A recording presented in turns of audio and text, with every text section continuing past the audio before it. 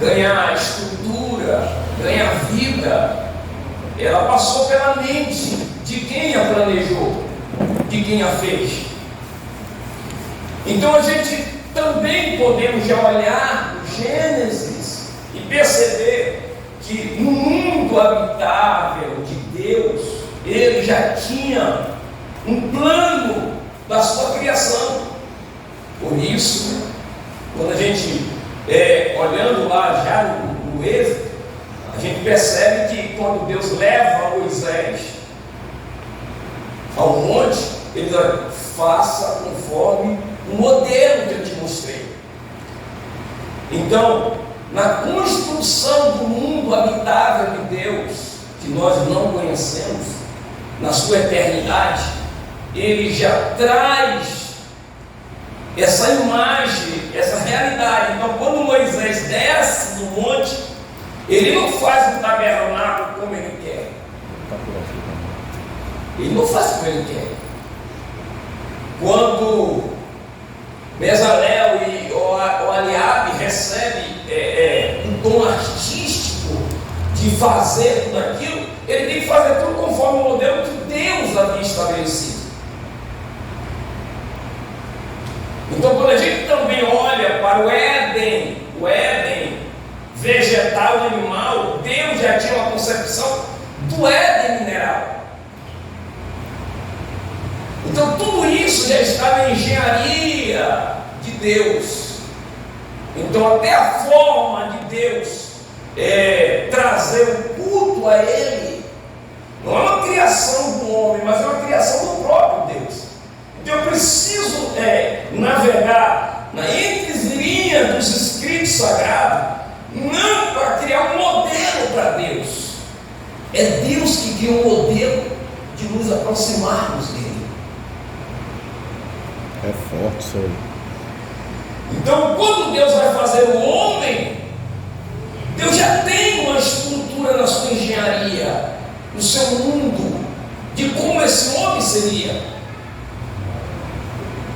Então, eu não tenho como formatar uma teologia diferente daquilo que Deus já tem para mim, daquilo que Deus já planejou para mim.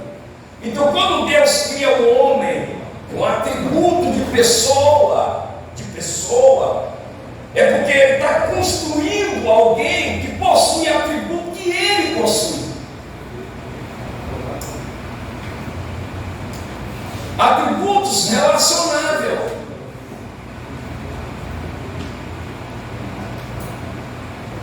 Então, quando nós olhamos no livro do Gênesis, a gente já encontra Deus se manifestando até pelo seu nome, porque o homem não tem capacidade de entrar na eternidade de Deus. É Deus que se manifesta da eternidade para o homem. E essa manifestação de Deus, da eternidade, do seu mundo, Kairos, ele sai da eternidade para trazer algo para o nosso entendimento, para a nossa compreensão.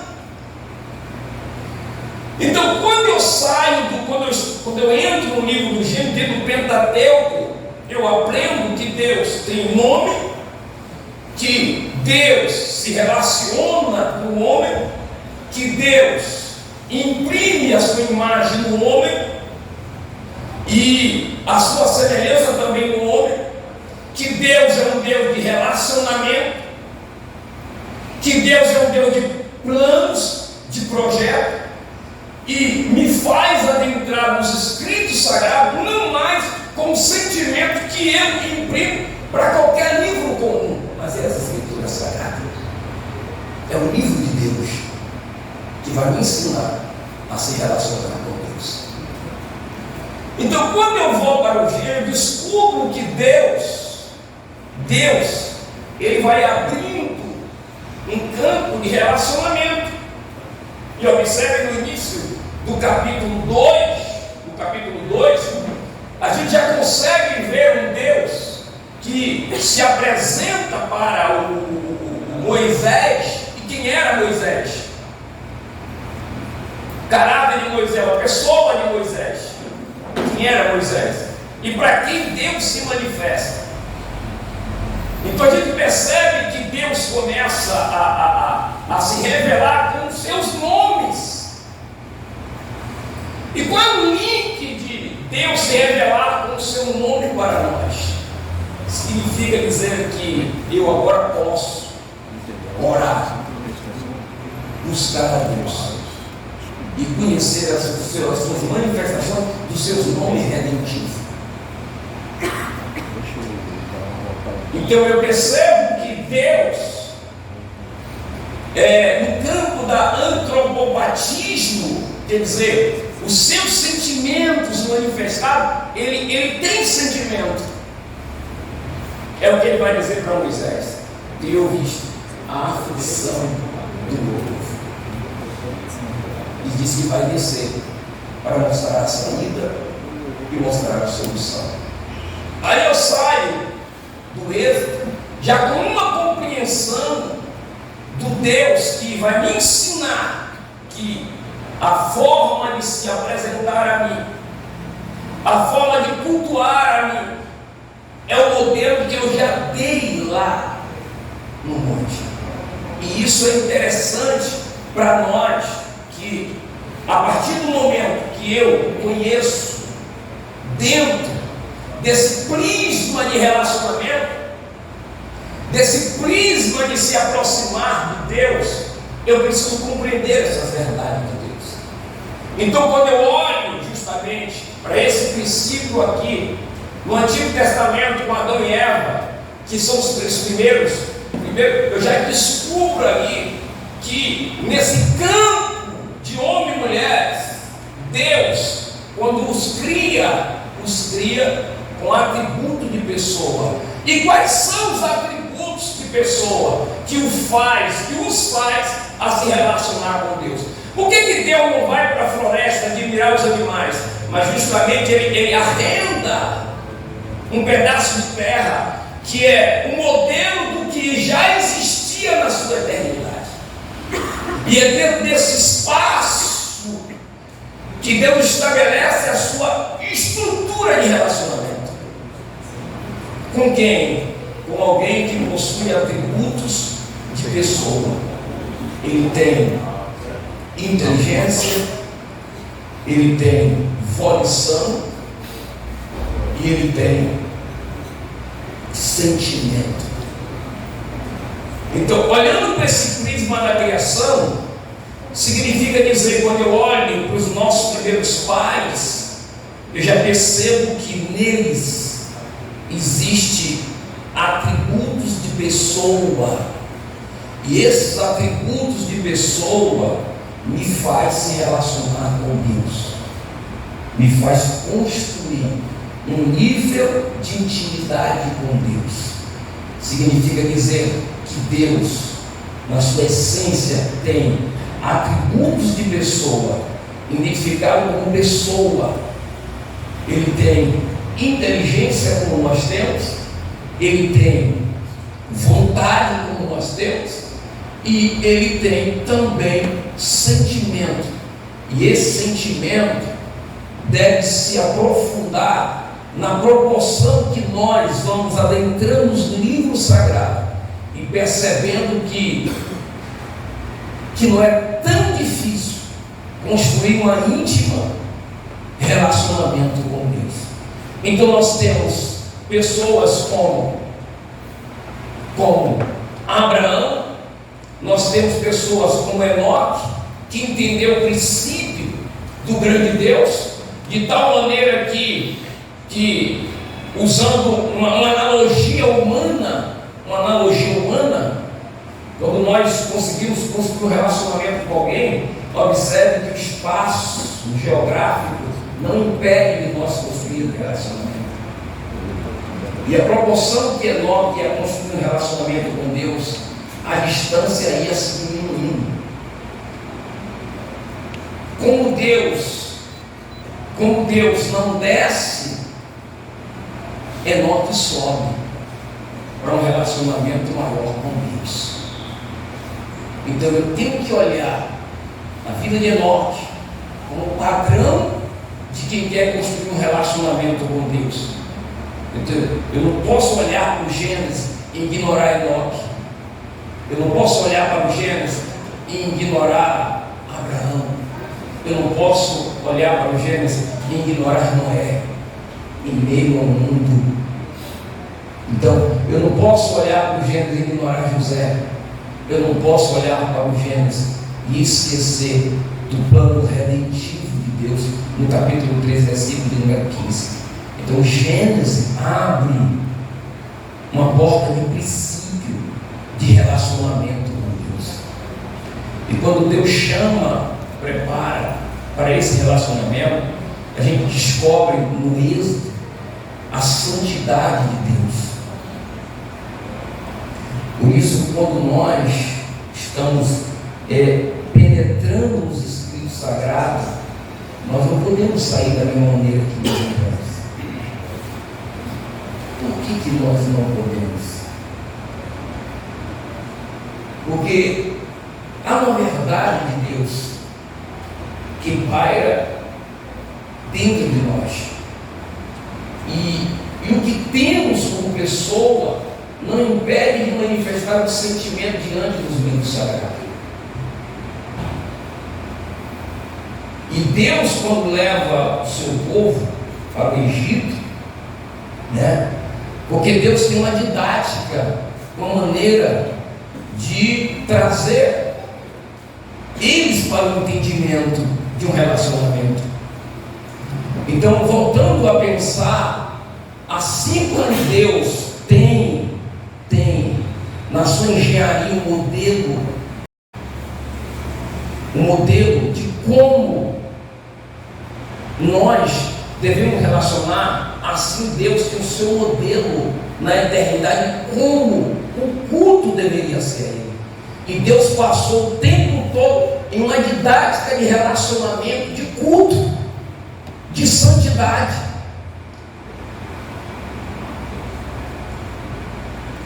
E a gente percebe que dentro do contexto do Pentateuco, a gente tem um Deus que se manifesta de maneira tão tremenda e tão próxima e tão legítima, que Ele não cria situações adversas de maneira tal que eu não compreenda a riqueza das suas nuances espirituais.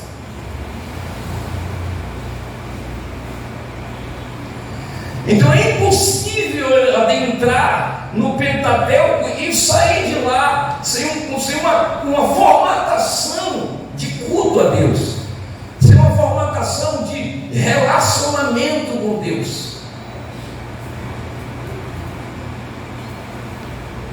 E observe que quando a gente chega em número, Deus está trazendo uma mentalidade de exército com bandeira, e as maiores guerras deles não foi nem com os inimigos externos, mas as maiores guerras foram com os seus inimigos internos, porque Deus está tirando do universo convencional para um universo sobrenatural. É isso que eles teriam que entender. E quando a gente sai, achou demais? Quando a gente sai do livro do Gênesis, do Êxodo, Levítico, Número e vai para Deuteronômio, a gente percebe que conseguiu abrir? Não?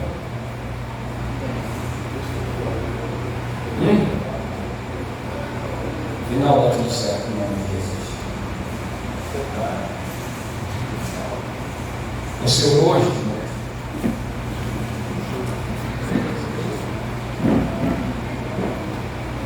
orou, não foi, irmão? Pô, está apaixonado. Olha aí, outros na outra sala, eu disse a ele que era para fazer um voto de quê, Um eunuco de Cristo.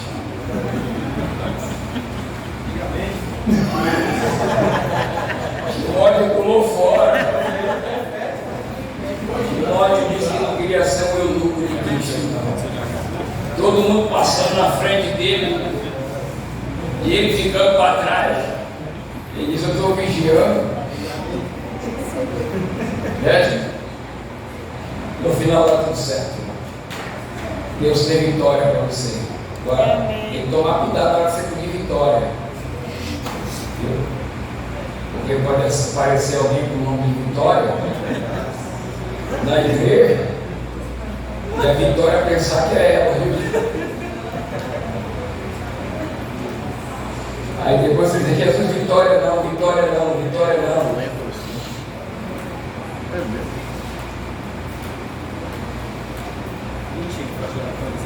Deus é mais. Tem internet para atualizar? Não. Eu preciso. Acho que se eu quiser botar esse quadro mais para cá, ficaria bom. Aí na Não, frente da não janela. precisamos para mexer aqui mesmo. Fica tranquilo, dá dentro do céu. Não, no caso, fala assim, aqui na frente da janela fica melhor, para visualizar, né? Você está muito bem, consegue aí, não?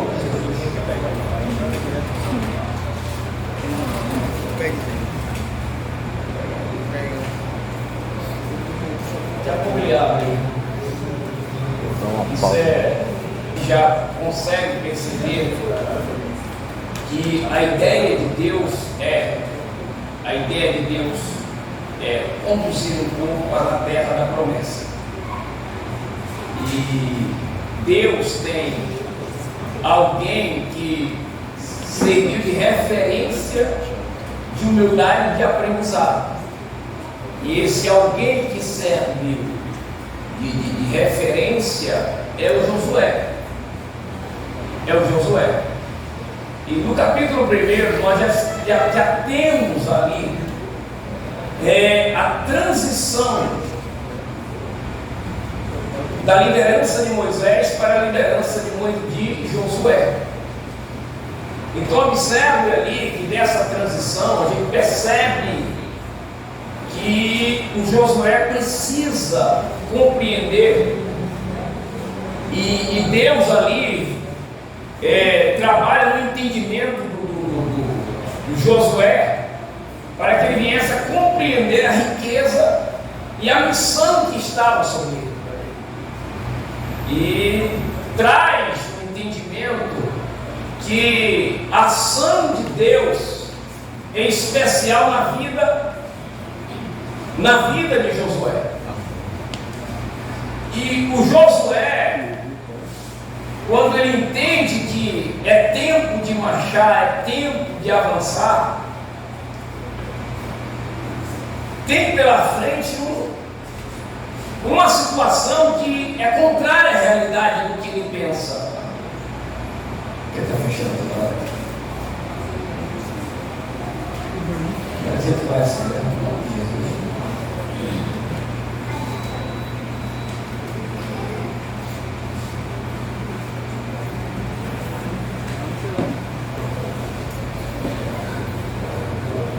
Deixa aí se precisar. Então põe para lá, põe para lá.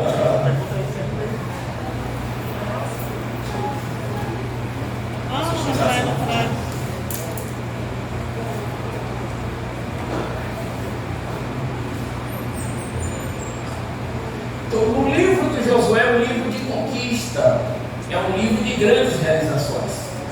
E ao entrar na terra, a ideia, ao entrar na terra, a gente já começa a pensar que ali eles não têm uma nação que eu falo, uma nação para guerrear. Ele tem uma espécie de estado, como por exemplo, você tem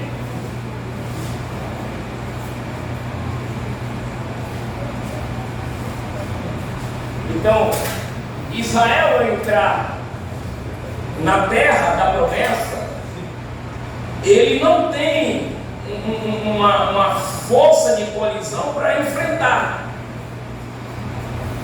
Então ali dentro tem religiões diferentes, cultura diferente, mas não tem uma cultura ali dentro que é com uma força de colisão que se unisse para destruir Israel. Então a gente percebe aqui que quando eles entram na terra da promessa que Deus fez, seria muito mais fácil Israel eliminar os seus inimigos, destruir os seus inimigos ali dentro.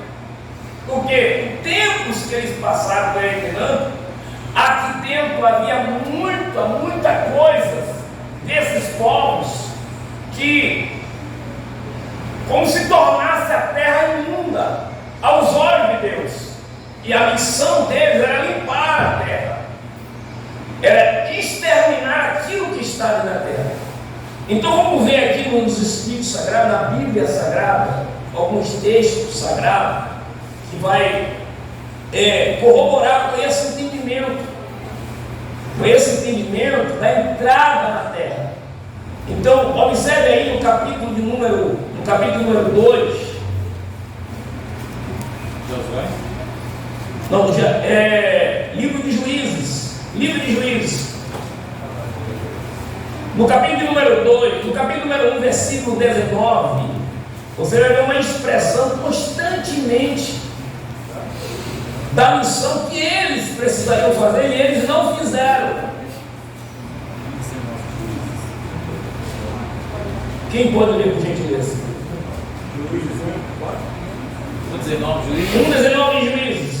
E estava o Senhor com Judá, e o despovoou as montanhas, porém expulsou os moradores do vale, porquanto tinha carros de ferro.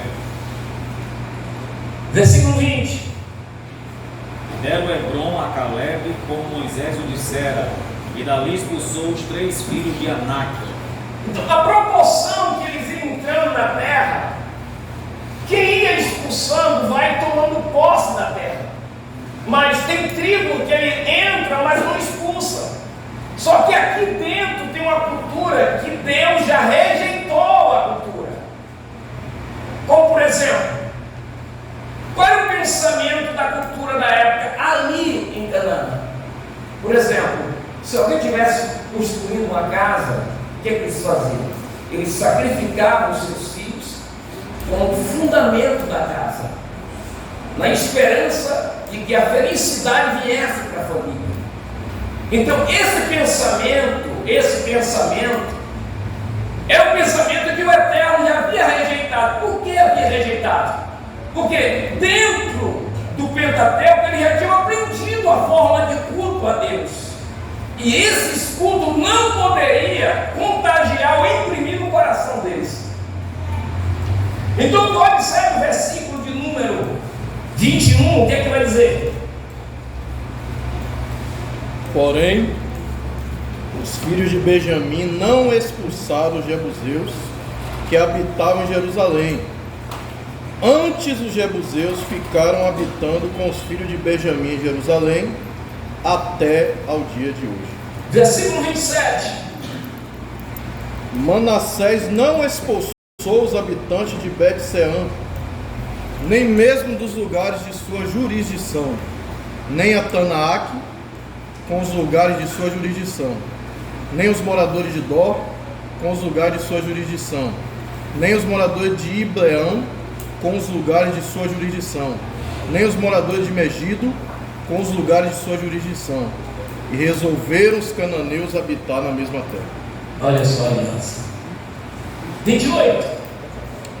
E sucedeu que, quando Israel cobrou mais forças, fez os cananeus tributários, porém não os expulsou de todo. Não havia uma construção de limpeza, de saída, de expulsão. Porque Israel aqui não está enfrentando uma nação como o Egito. E as lideranças das tribos eram territoriais. Então, enquanto dentro dos seus territórios, dos seus espaços, não há uma expulsão, mas sim uma aliança Essa aliança trouxe para Israel um aprendizado de uma liturgia de culto, que era contrária ao culto de Yahvé. Isso, até os dias de hoje, permanece esse princípio. Imagine sacrificar as crianças para que a família obtivesse prosperidade e felicidade. Imagina o culto prestado à sexualidade, à orgia, aonde se fazia as imagens dos órgãos feminino e masculino para alimentar a orgia da terra daquela época. Então Israel tinha uma missão de destruir, e a lição que nós aprendemos aqui é que Deus permitiu que eles ficassem na terra como um teste para Israel. Israel tinha a responsabilidade de tirar da terra, expulsar da terra, limpar a terra, para que a terra recebesse um culto verdadeiro a Yahvé. Por gentileza, na leitura 29. Tampouco expulsou Efraim os cananeus que habitavam em Gezer. Antes, os cananeus ficaram habitando com ele em Gezer. 31. Tampouco Assé expulsou os moradores de Aço, nem os moradores de Sidom, como nem de Alabe, nem de Acazib, nem de Elba, nem de Afec, nem de Reob. Então observe aqui, e quando vocês estiverem lendo esse livro, grife quantas vezes aparece a palavra expulsar, não expulsar. Quando a gente fala desses princípios de Deus, que Ele já desenhou, já trouxe um modelo no Pentateuco, significa que o tempo que eles passaram vendo a glória de Deus, a manifestação de Deus, não foi suficiente para uma geração receber o bastão de outra geração. A lição que nos traz dentro desse princípio teológico de formatação de ideias, de pensamento, de relacionamento, ou a geração não construiu um imã de relacionamento com Deus. O perigo da nossa geração é não ter parâmetro de medida para a geração mais nova compreender o verdadeiro culto de Jeová. Nós estamos vivendo, não vou dizer os últimos dias, os últimos minutos que antecedem a volta de Jesus. Só quem tem experiência com Ele marcará a nova geração, para que haja um despertamento para a realidade de Deus. Então, onde é que eu encontro Cristo nesse negócio aqui? Significa dizer que Deus também nos deu um modelo para se seguir, e esse modelo eu encontro em Cristo. Enquanto eles, tempo que passaram, e observe no capítulo, ainda na leitura, no capítulo 2, por gentileza, versículo 2 e versículo 3, lê, por gentileza. E quanto a vós, não fareis acordo com os moradores dessa terra. Olha aí. Antes derrubareis os seus altares, mas vós não obedecestes a minha voz. Por que fizeste isso? Assim também eu disse: não os expulsarei de diante de vós, antes estarão como espinhos nos vossos lados, e os seus deuses vos serão por laço. Meu Deus do céu, muito forte. O que a gente aprende como lição isso aqui? Isso aqui a gente aprende, olha como Deus, como eterno, trabalha de maneira tal, que nos faz pensar as nossas decisões. pensamos sobre ele e a missão que temos a realizar. Observe que Deus poderia limpar até recolocar na terra, mas Deus havia deixado como um teste para saber se verdadeiramente eles os conheciam. Agora observe no verso de número 7 do mesmo capítulo. Serviu o povo ao Senhor todos os dias de Josué e todos os dias dos anciões que ainda sobreviveram depois de Josué, e viram toda aquela grande obra do Senhor que fizera a Israel. Agora observe no verso de número 10. E foi também congregada toda aquela geração a seus pais, e outra geração após ela se levantou, e não conhecia o Senhor, nem tampouco a obra que ele fizera a Israel. Professor, só uma dúvida aqui, agora observando o texto. Essa desobediência de não expulsar os povos da terra, Josué ainda estava vivo. Sim. Ou seja, ele também fez parte dessa desobediência. Ele já estava velho, ele não entra nesse processo. Podemos até entender assim, que não ter formatado um líder como ele foi. Um líder. Porque quando passa a transição de Pentateuco, livros históricos, você tem cabeçando Josué. Mas quando você sai de Josué, você vai para o livro dos Juízes. Então, Juízes não tem um governo centralizado. Tem o quê? Líderes que se levantam de tribos em tempos curtos, mas eles voltam de novo a praticar as mesmas coisas. Esse texto aqui corrobora com o pensamento de ouvir falar, mas não construir um relacionamento com Deus. Nós não podemos negar que eles não ouviram falar sobre o patriarca, os patriarcas. Não podemos negar que eles não ouviram Josué falar. Claro, não tínhamos hoje a literatura, mas nós temos o senso comum. Nós temos as festas que simbolizavam trazer a missão. Então nós temos um Deus com uma didática muito forte, que não abre mão dos seus ensinos e não terá eles como inocente. Então aqui não conhecer o Senhor não significa que eles não ouviram falar. Significa que ouviram, mas não construíram um relacionamento com Deus.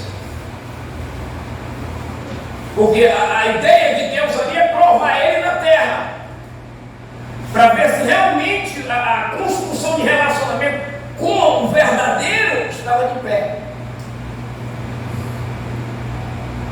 Aí a gente pensa e aplica essa realidade para a nossa vida. Nós queremos um avivamento, mas qual o princípio que nos deu o avivamento nesses últimos dias?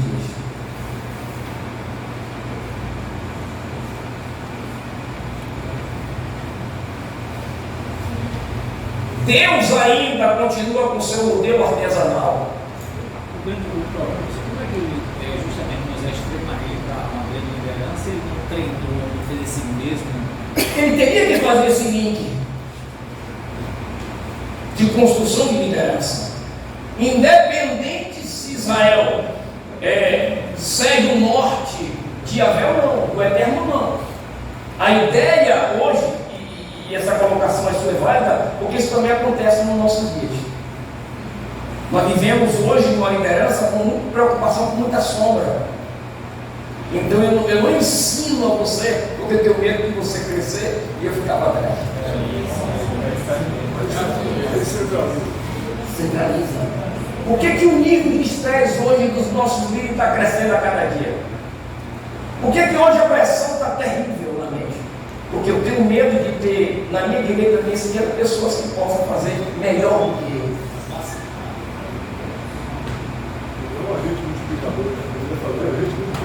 Agente multiplicadores.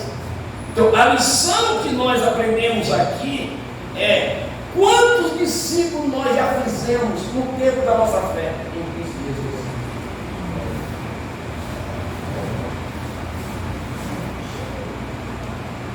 Jesus passou o tempo no seu ministério treinando homens para que assumissem justamente o seu ministério. Esse aí é o verdadeiro avivamento. Mas Pegar pessoas mortas, né, que estavam com a vida destruída e fazer aquela pessoa viver. é o que Jesus fez. É o que Jesus fez e nós não queremos fazer. Jesus fez isso. Por exemplo, como homem, é a sua colocação. Como homem, o que é que ele faz? Por exemplo, ele não tinha como estar em todos os lugares ao mesmo tempo. O que é que ele faz? Estratégia missionária de Jesus. Aqui é Jesus. O que é que ele faz? Aqui ele tem Samaria. Quem é que ele tem em Samaria? A samaritana. Quem é que ele tem em Betânia? Quem é que ele tem em Jericó? Quem é que ele tem em Gadara? É isso aqui que ele faz. Quando ele trabalha nessa visão aqui, missionária, ele não precisa estar em todos os lugares ao mesmo tempo.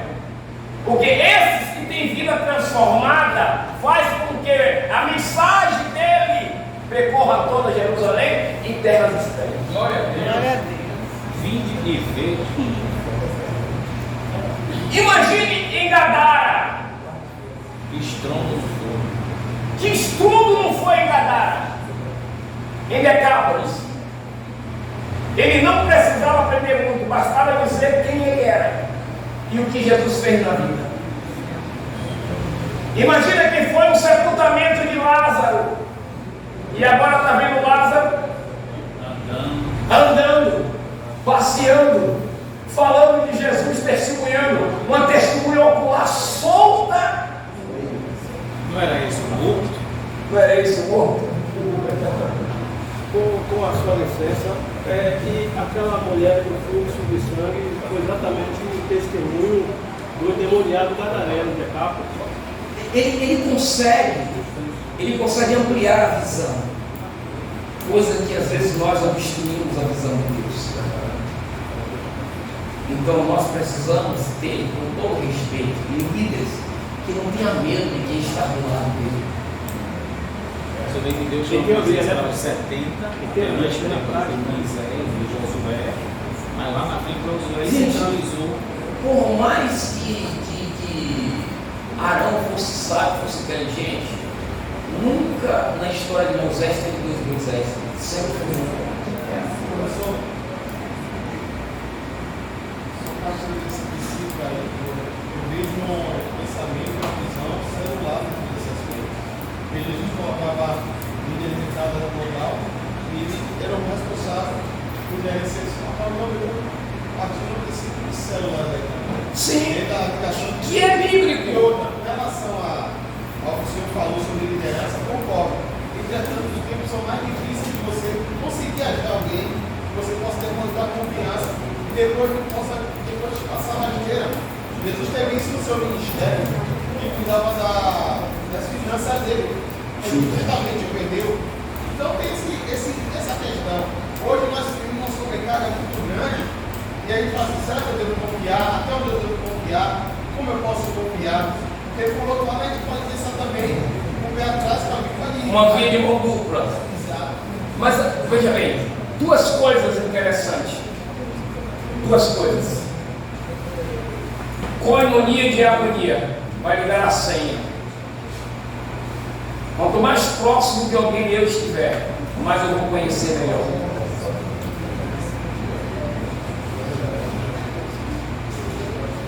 Conhecendo melhor, eu sei como vou te servir.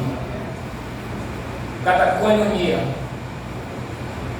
Porque ninguém detém uma visão de reino. Ninguém detém. É aquilo que nós falamos na semana passada. não é a cerca que segura o rebanho, é o capim que nós estamos dando. É verdade. Glória a Deus. Professor, eu queria colocar aqui uma pequena visão também do seguinte: Josué, ele teve interesse de se dispor ao serviço de Moisés.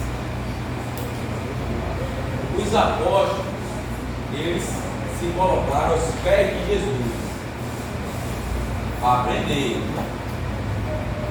A gente vê que nem todos os apóstolos fizeram o discípulo como Paulo fez. Isso.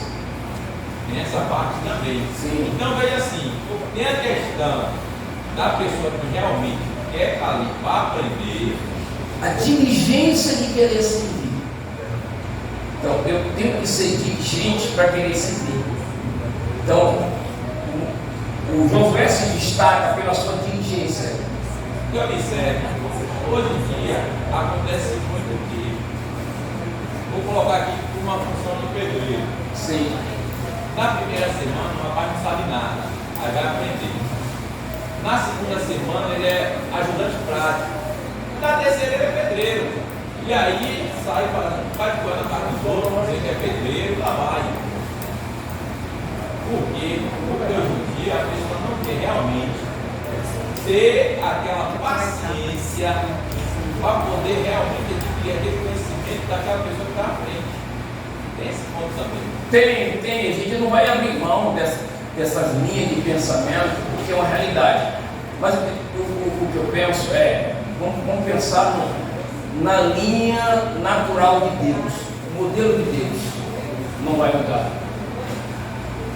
Independente que esteja cano, arraial, Josué tem que prosseguir. Tem que prosseguir. E, independente se tem ou não tem, alguém tem que se colocar na posição. O que a gente segue aqui eu penso, é que nós, líderes, precisamos fazer, mesmo que não tenha uma dimensão como o apóstolo São Paulo, mas eu sou Pedro no reino de Deus, que sou sanguíneo, mas eu permito que o Espírito Santo me modele, trate-me. Eu também serei útil no reino. Mas em tese aqui é que nós precisamos, na verdade, estabelecer pontos de discipulados. Professor, nesse caso aí, nós estabelecemos pontos de discipulado porque Jesus ordenou. Sim. Quem chamou Moisés? Deus. Depois de Moisés, Deus chamou quem? Josué. E depois de Josué, Deus chamou quem? Mas aí é que está a questão. Mas aí é que está a questão. Via de mão dupla. Porque Deus não encontrou. Olha a geração. Exatamente. Olha a geração. Deus achou. O que é? Repete de novo. Deus achou graça em Noé. Deus não achou nele, porque nele ele era luz, no meio das trevas. Agora o recado final que Josué deixa, provou, eu e minha casa serviremos ao Senhor. Sabe que vocês não querem, eu faço o que quiser. Isso. Se eles não querem, Mas a questão é, se todos os líderes repetirem isso, Acaba a igreja. aí só é tarefa, então. não, você não está errado não, Josué não está errado não, você não está errado não. Mas pense se eu, como pastor, não dá o norte para uma igreja. Ó, Dá o norte. outro ponto também que é difícil. Observe, todo mundo se aproximar do Senhor. Sim. Quem não se aproxima, julga de peruca. Tem essas críticas. Aí, se a pessoa não tiver, Uma estrutura, tá certo? ele se afasta para não ser chamado de peruca. Sim. Tem essa cultura, tem. Porque Josué ia ser chamado de peruca ou não ia?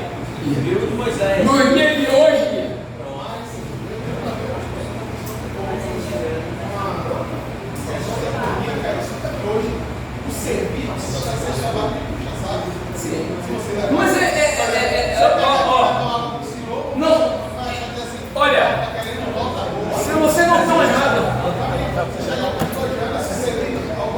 está errado, não.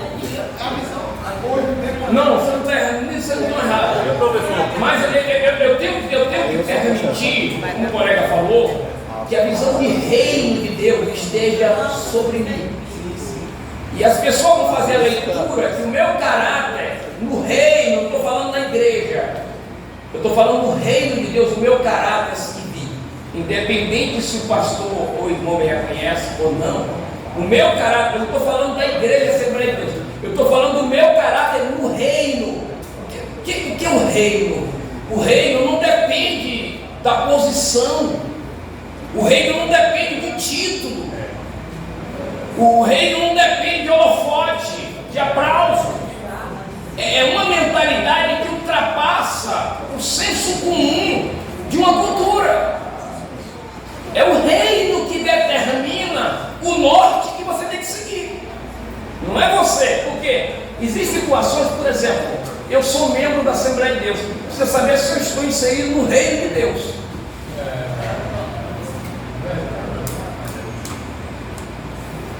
Se as minhas atitudes canalizam uma identidade de reino de Deus.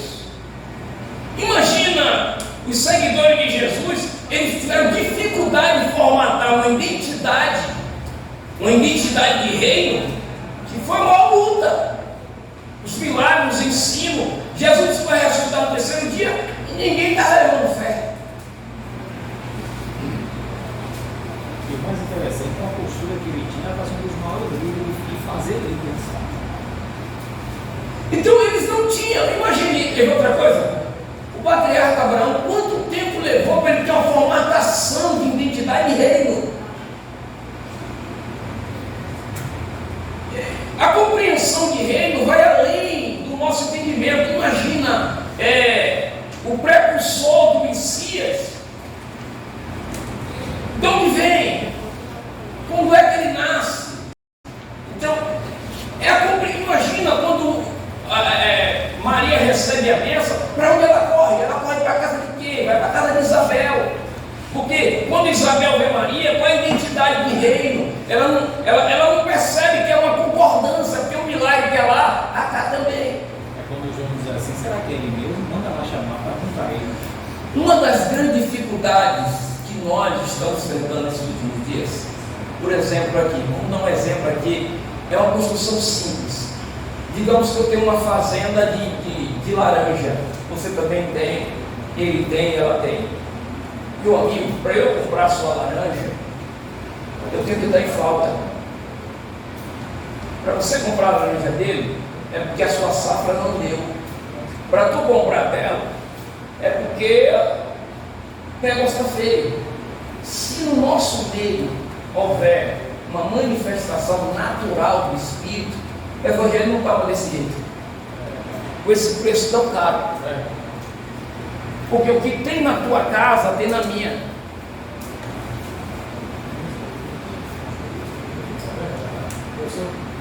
O que tem na tua casa tem na minha. O que brota na sua terra brota na minha. Então, Moisés não teve dificuldade de assimilar a ideia da manifestação de Deus no dia da inauguração do tabernáculo. Porque é um cara de sarça ardente, a sarça está lá, ele já nasceu já vendo sobrenatural, é um camarada que na sua tenda tem visita de Deus, tem um Sinai. Então é com uma linguagem mais popular aqui, aberta, eu não dependo de festa. Na minha tenda Deus sempre está me visitando. Eu não dependo de congresso, nem de pré nem pós. Lá em casa Deus está lá todos os dias. E quando eu entro na tenda, aí é que a coisa fica mais gostosa. A nuvem cobre. Então, se nós, como igreja, for tão natural como era o batismo do Espírito Santo, não era assim tão natural? Ninguém fazia festa no sentido de coisa extraordinária, porque havia batismo tão... Até ensaio de jovem tinha batismo. Até criança era batizada. Meu tempo. Ou Jesus batizou um aqui.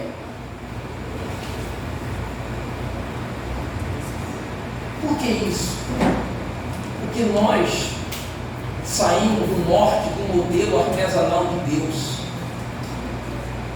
A vida está tão corrida que nós não temos mais tempo para Ele, nos envolvemos muito com a obra dele e menos com Ele. É exatamente isso aí. É isso aí mesmo, pastor. Exatamente isso aí. Falou Então, tudo. eu não estou dizendo que você não se dedique à obra, que você não se empenhe, não tenha esmero pela obra. Eu não estou dizendo que você não se aplique, mas a questão é quanto tempo tu passa com Ele. Meu Deus. Aleluia. Se nós passarmos mais tempo com Ele, os nossos altares vai soar outras coisas.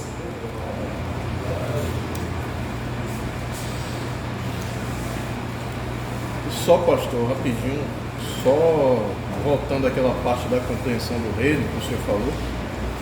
O senhor vê que a compreensão do reino dos discípulos, mesmo depois de 3 anos, quando Jesus ressuscita e conta aqueles discípulos no caminho de Emaús, a compreensão deles do reino era terrena.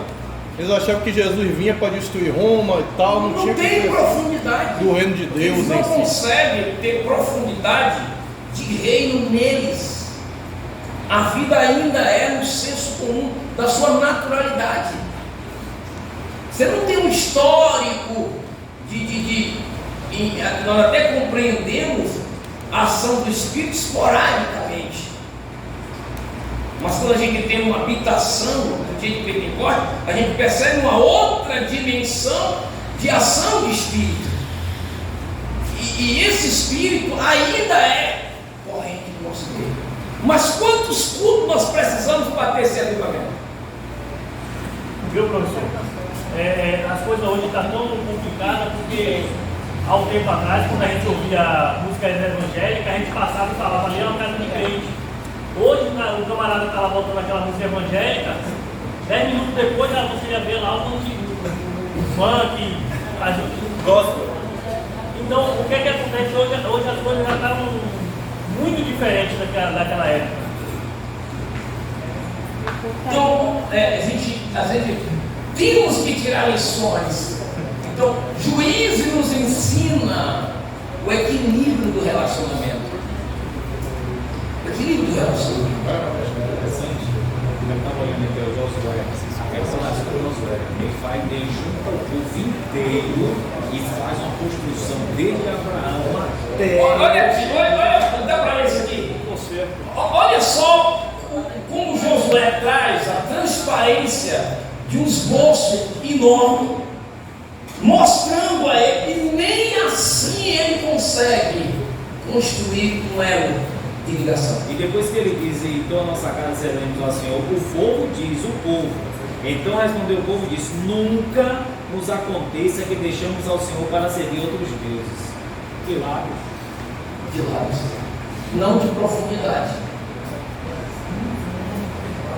Irmãos, vamos pensar juntos aqui. Se nós somos pessoas e temos atributos de pessoas, quais são as nossas reações quando lemos esse livro?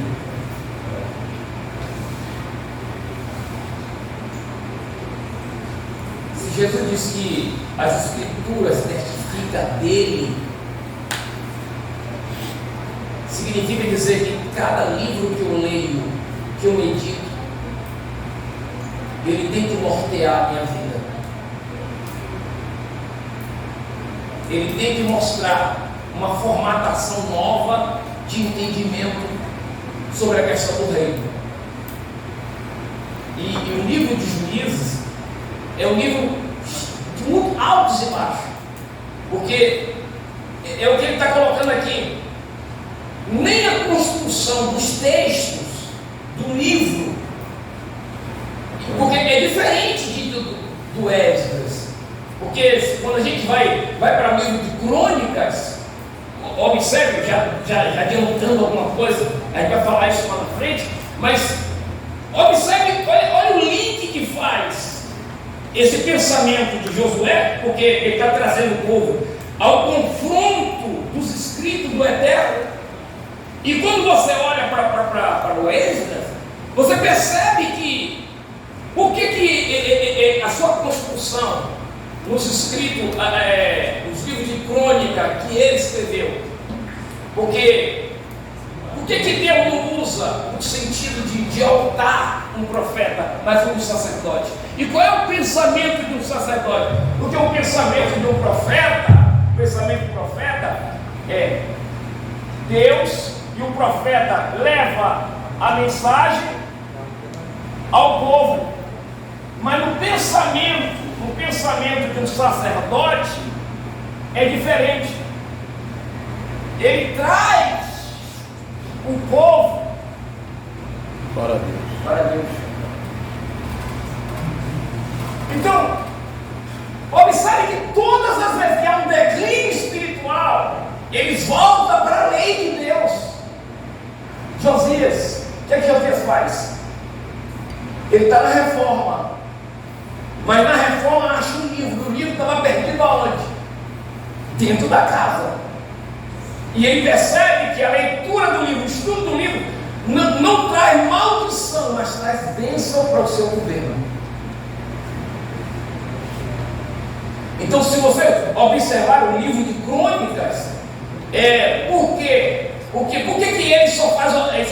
ele só busca fundamento da tribo de Judá, do reino do sul, que era a capital de Jerusalém, eram as duas tribos. E por que ele sabe? Porque a tribo do norte se perdeu no tempo. O que é que a Síria fez com a tribo do norte? Colonizou. E ali dentro há uma mistura. E o que eles faziam? Eles encheram o norte de culturas. É o que vai gerar o samaritano. Mas os assírios faziam o quê? Tiravam o povo daqui da terra, deixava uma parte de agricultura para manter a cultura da terra, trazia para a terra outras, porque os povos que eles conquistaram, ele jogou aqui dentro. Então o norte ficou uma mistura, porque era política de guerra da Síria dentro do reino do norte. Então até hoje ninguém sabe o fim de que se deu aqui dentro.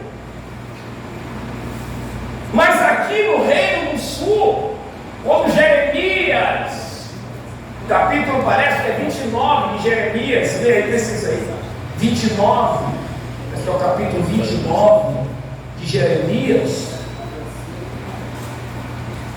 Pastor, então na verdade essa colonização no mundo espiritual foi uma estratégia de Satanás mesmo para minar o povo de Israel, né? Para minar o plano de Deus ali naquela nação, não é isso? Poderíamos dizer assim? Repete. Que essa colonização que aconteceu foi no mundo espiritual, foi uma estratégia de Satanás. No mundo espiritual, sim. Para minar a nação, para corromper a nação, para que o propósito de Deus não fosse estabelecido. Sim, mas Deus tem aqui o reino do sul. Que esse reino do sul aqui não pode fazer aliança com o Egito. É isso que leva o reino do sul à destruição. Porque Jeremias aqui está profetizando que haveria um cativeiro de 70 anos. Então não adianta buscar refúgio ou aliança com o Egito, porque no cumprimento da profecia tem que passar pelos 70 anos.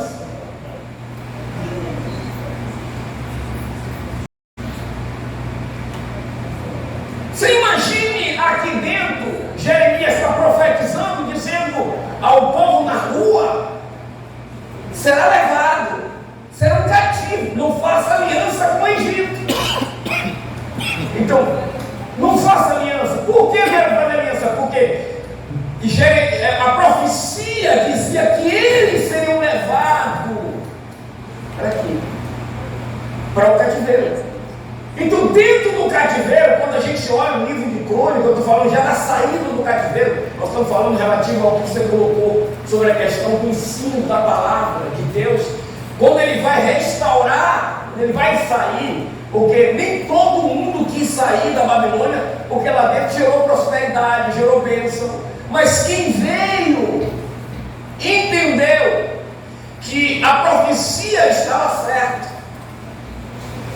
E quando Esdras vai trabalhar nesse princípio, que ele vai escrever um livro de crônica, observe que ele vai pegar o quê? Ele não pega mais os escritos do norte, ele pega a base do sul.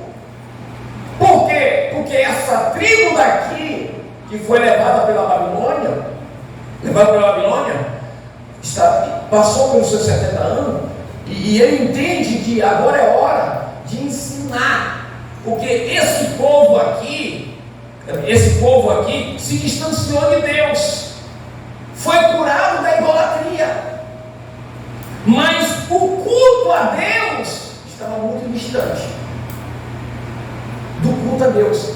Aí, o que Deus vai fazer? Ele vai trabalhar em via de um sacerdote, que é o Esdras.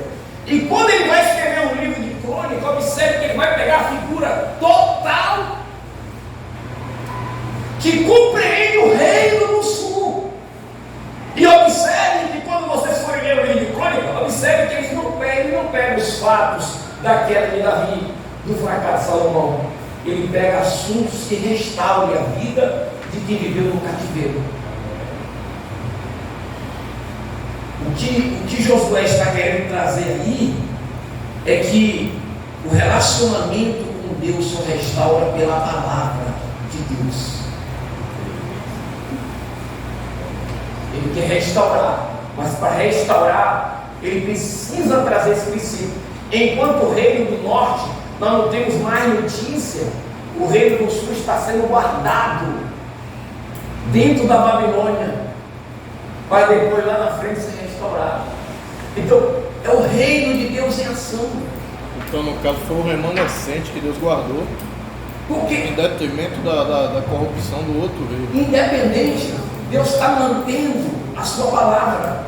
Então, eu tenho que olhar, por exemplo, para a estátua de Daniel, do capítulo 2, e compreender que ali há um princípio de Deus, que ele não foge.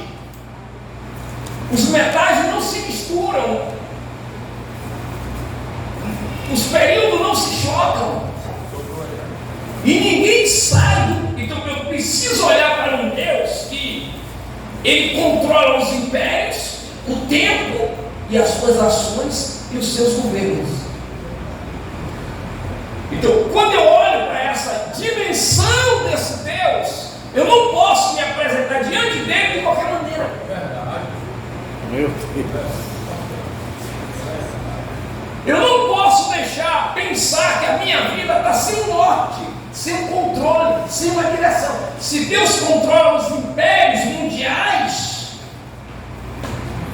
Imagine nós. E principalmente ali, Josué, muito a porta vai chegando perto, ele começa a trazer um princípio para o povo não esquecesse. Desde Abraão, ele vem trazendo toda essa construção é o que esse menino do Novo Testamento, não, o primeiro mártir,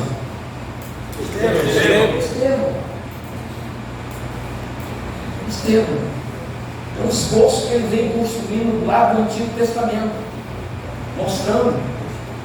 É o que o Esdras também vai fazer isso. O que ele vai fazer? Dentro de um campo genealógico, ele vai pegar a genealogia que esteja direcionada e ligada ao reino de Judá. Não poderia faltando os nossos líderes passar esses devidos princípios. Esses princípios precisam voltar ao centro. Nós não teremos avivamento sem essa construção. Professor,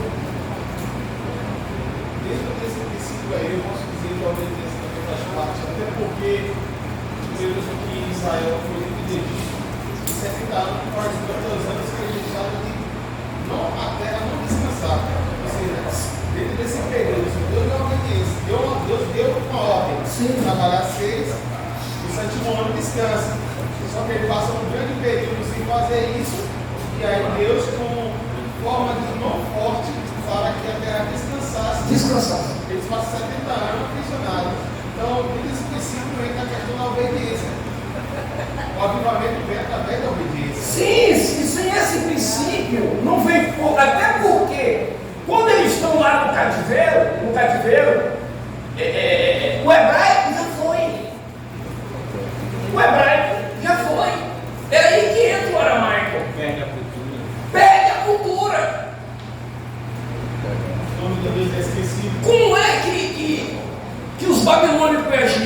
Os babilônios, quando eles pegavam os seus prisioneiros, os seus cativos, eles desmanchavam a cultura e implantavam dele. Só que é tão tremendo que quem vem aqui? Babilônia, não é isso? Não é Babilônia? Depois vem quem? Medos e persas, não é isso? Depois vem quem? Os gregos. Depois vem quem? Os romanos, não é isso? Pela estátua. Então, o que acontece? Qual era a forma que eles trabalhavam? Daniel passa pelo período da Babilônia e vem para cá. O governo dos medos e persas. E Deus vem conservando aonde? Então o que acontece? Faz com que os medos e os persas vençam a Babilônia. Por que isso? Porque a forma dos babilônios trabalhar é destruir a cultura, a religião. O que foi que aconteceu lá na Babilônia? Destruíram tudo. Só que os medos e persas não trabalham na marinha. Eles só carecem os impostos, mas mantém a cultura da terra. Quem que ajuda Neemias a voltar? O que eu quero que vocês entendam é que essa estátua que está aqui não é uma questão aleatória do tempo, do mundo. É Deus controlando e usando nações que cuidassem da sua nação por causa de uma promessa. Meu Deus. Eu tenho que olhar para um Deus que milita em todas as esferas mundiais por causa da sua nação. Se Deus deixar a zona ali, é se perder no mundo também.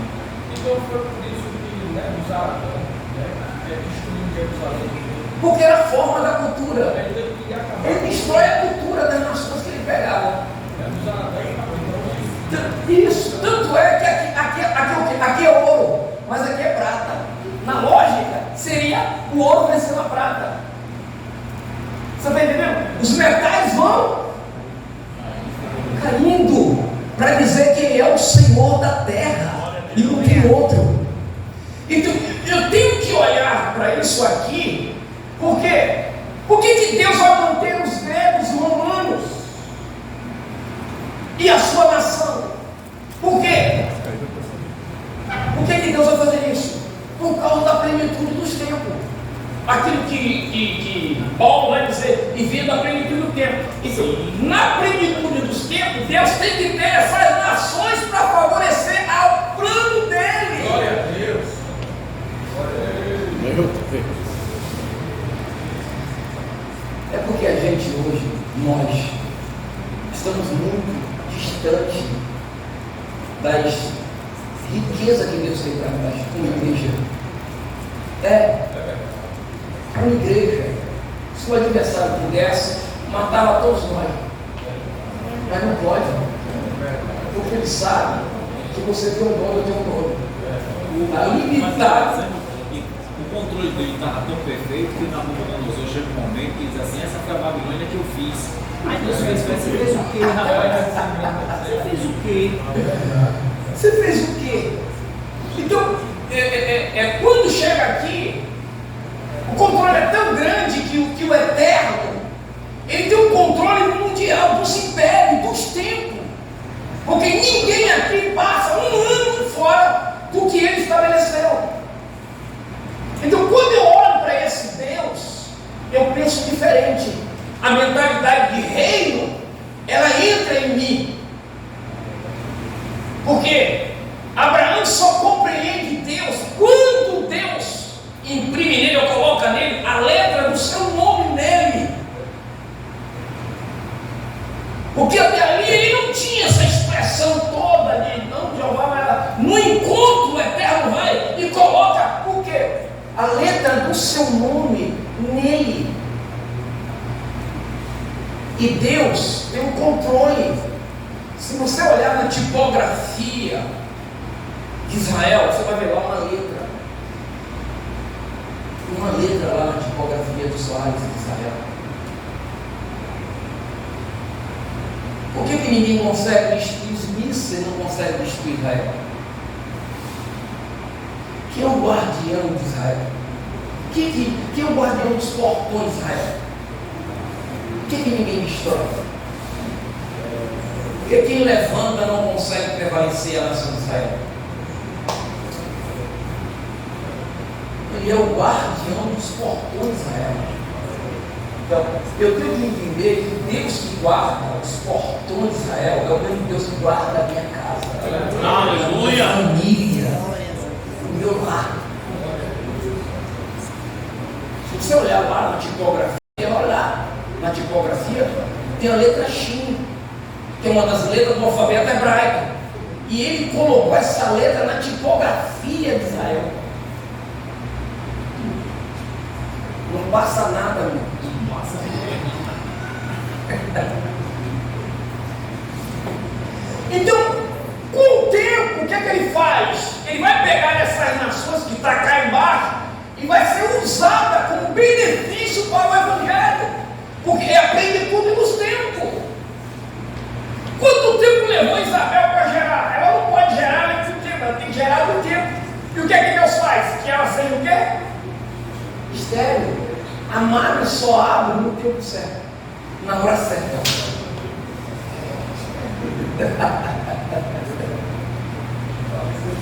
Olha quanto tempo a madre de Isabel estava fechada. Porque não era tempo de abrir a madre para gerar. Gerar quem? João Batista. O Batista. Por que isso? Porque, por exemplo,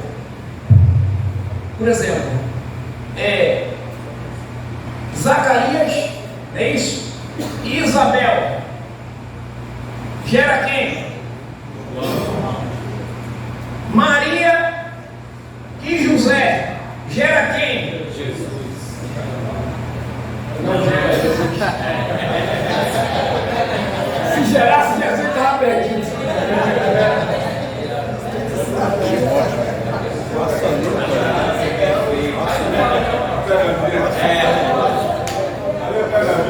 Calma, nós estamos em família. Calma.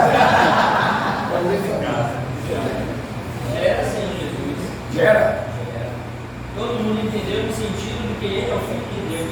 Não. Mas se não fosse José, a tribo de Ai dele se nascesse por José.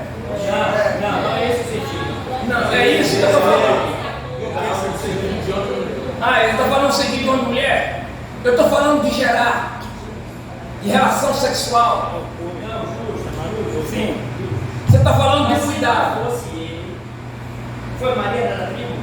Maria da tribo? Sim. Não. Não, Jesus só veio através de Maria porque ela estava unida Sim. com José, que era da tribo. certo. É assim, todo mundo pensa na parte carnaval como o senhor citou. Sim. Concorda comigo? Só que se a gente parar para analisar realmente, foi por causa de uma coisa. Não agora da parte carnal, obviamente. Sim. Mas sim por causa do relacionamento com Deus.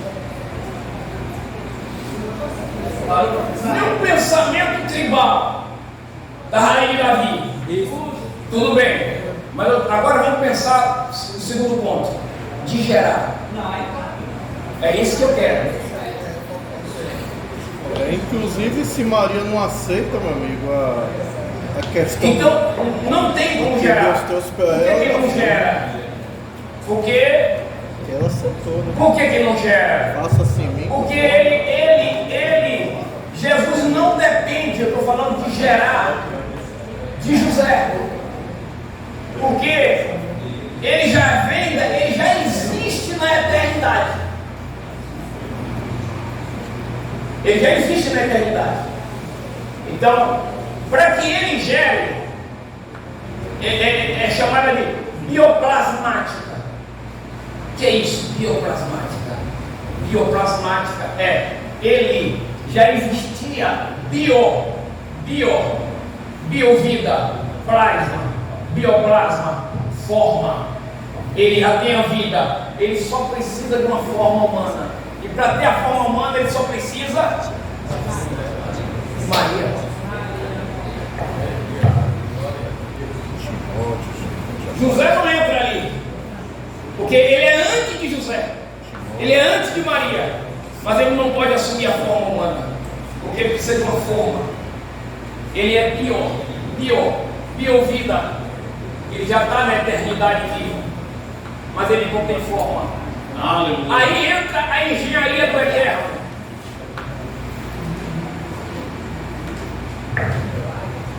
João só pode entrar em cena depois disso aqui. Glória a Deus. A madre de Isabel só abre para isso aqui. E a coisa foi tão séria que o Zacarias não teve nem de falar no lugar, teve que ficar mutinho, até chegar um tempinho certo, depois ele dizer o nome. Então, essas nações aqui, nesse espelho aqui, elas contribuíram dentro do patamar do comando de Deus. Então, eu tenho que me alegrar, porque nenhuma delas aqui pode mudar da posição que ele colocou, que ele permitiu, para cumprimento do seu propósito. Então, no final fica o quê? Gregos e o Novo Testamento é escrito em quê?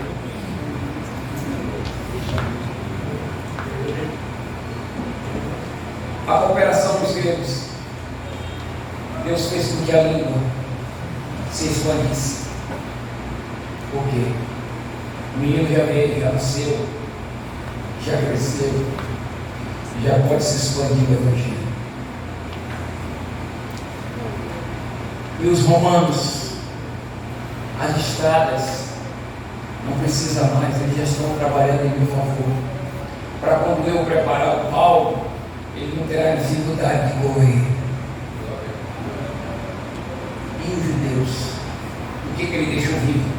Não só pela promessa, mas por saber que só há um Deus sobre a terra. Aleluia! Monoteísmo. Só eles pregavam monoteísmo. Aí Deus não deixa sair dessa estrutura para cumprimento do seu propósito. Então, eu não posso olhar para isso aqui e achar que é uma obra do acaso. Aqui é uma intervenção de Deus. Meu Deus. No tempo e nas nações. Deixa eu fazer uma abertura aqui, um recorte pequeno aqui para nós. Não se manifeste nem para um lado nem para o outro.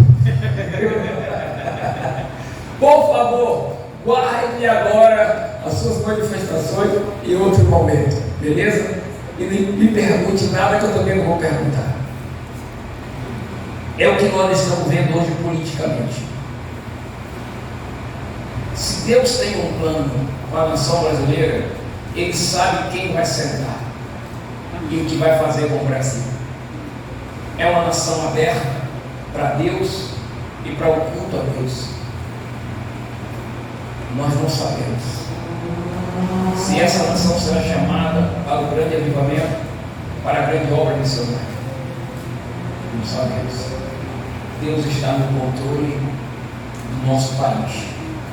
Aí eu vejo nas nossas redes sociais uma briga de pastores e líderes. Um quer Bolsonaro, o outro quer Lula. Esquecendo que Deus está no controle e no tema central do Brasil. Só senta quem Ele quer, só lidera quem quer, só falar como Ele quer. Se o Brasil está no centro, se está, não sei, no centro, na palma da mão do Eterno, para ser usado nesses últimos dias, para um grande avivamento, ninguém segura os planos de Deus. Glória a Deus! E deixa eu abrir um parênteses aqui. Você pode ser o instrumento que Deus escolheu para esses últimos dias. Aleluia! Até porque, numa cultura judaica, Deus é tão estratégico que alguns pensaram que Deus usaria os primogênitos, e Ele fez a opção pelos caçulas, para confundir a sua estratégia de guerra. porque o seu nome é Senhor dos Exércitos.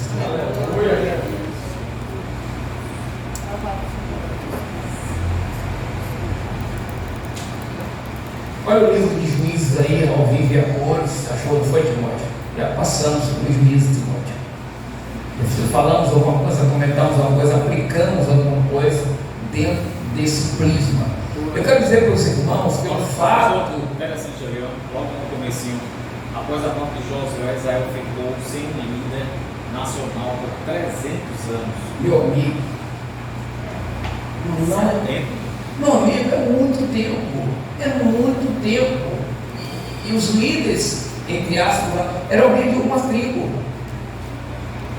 Sansão, um herói solitário, nunca valorizou uma vida de oração. Quando é que você viu Sansão orando? Quando estava com sede e na hora da morte?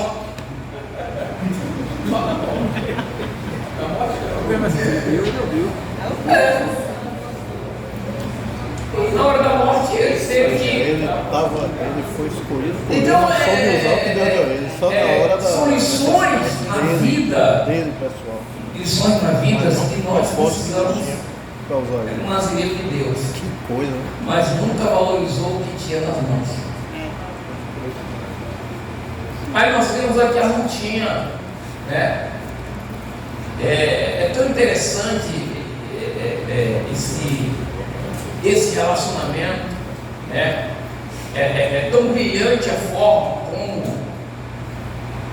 como essa figura que está ligada ao livro de Juízes e consegue ser um instrumento nas mãos de Deus também em tempos difíceis e entra justamente numa linhagem davídica. Olha como Deus é tão tremendo naquilo que faz. E o nome Ruth significa amizade, uma característica verdadeira daquele que deu nome ao livro. É um dos 6 livros históricos que leva o nome das principais figuras de ação, a vida descrita nele. Então, quando nós lemos esse livro, nós temos inúmeras lições e aplicações para a nossa vida. Imagina a aliança que Ruth faz com a sua sogra. Mesmo sendo estrangeira, mas ela consegue ver o Deus da sua sogra. E constrói o quê? Um relacionamento profundo e abençoado. E entra onde? Dentro da genealogia do Messias, para cumprimento de um propósito divino. Olha só como Deus faz. Isso nos faz enxergar um Deus além de uma formatação de uma teologia que empacotada com os amigos de Jó. E para os amigos de Jó estava sofrendo porque pecou. No pensamento de Deus, Jó estava sendo uma ferramenta nas mãos de Deus para declarar a grandeza de Deus. Onde Deus nos leva a pensar, não numa teologia pequena e enquadrada dentro dos nossos próprios conceitos. E Deus nos faz abrir campo de pensarmos diferente. É um Jó que Deus tem aprovado, que Jó não entra naquela peleja para ser aprovado, ele já era aprovado.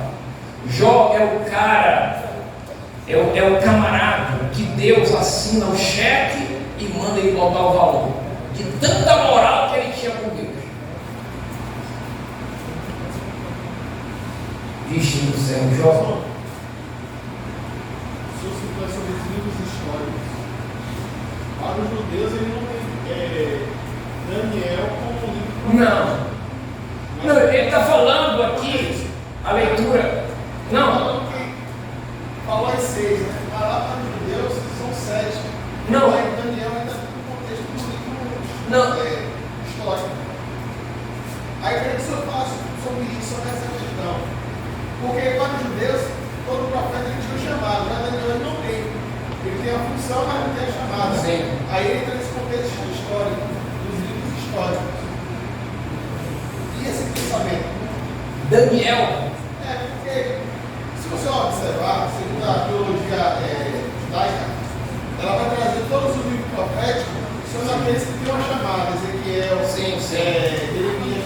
Só que Daniel, você não vai ver uma chamada específica de Deus, você vai ver apenas ele com uma função, Sim. mas não uma chamada.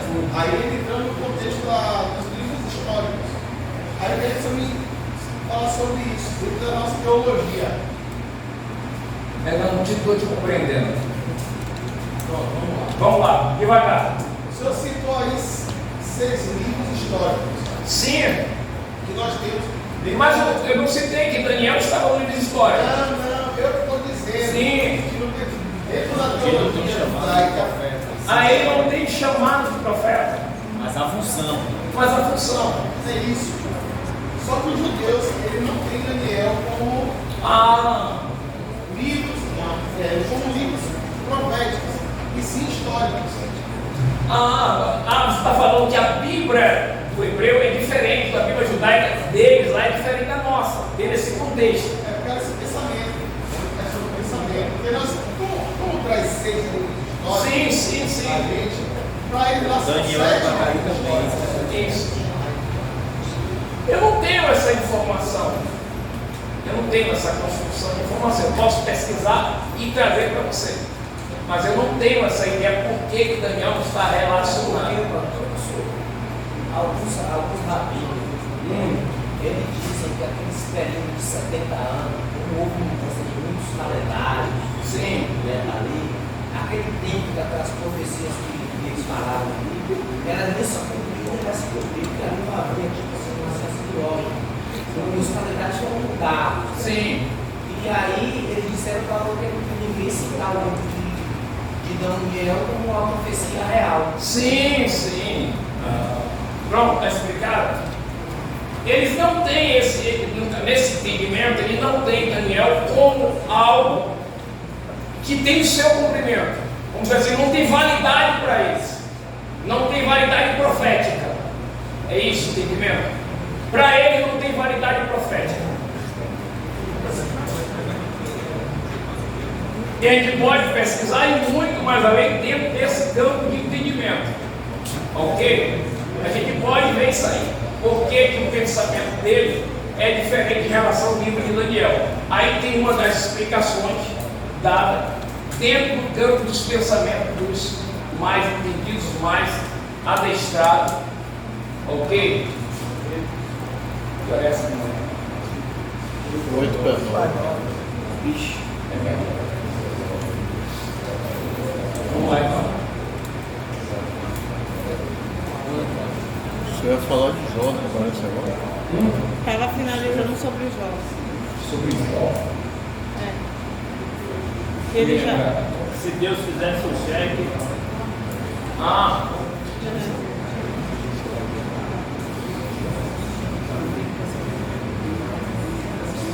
Eu volto aqui.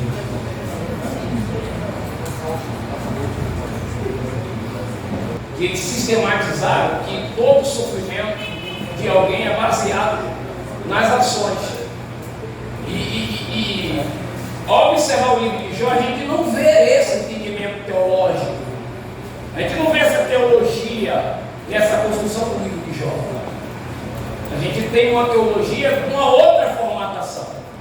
E os amigos de Jó têm uma teologia totalmente diferente desse pensamento, dessa ideia de uma teologia que os discípulos de Jesus também atribuíram ao céu de nascença, ao pecado dos seus pais. E Jesus vai desconstruir esse entendimento, justamente Jesus vai desconstruir esse entendimento e dando a ele um norte totalmente diferente, de um reino diferente.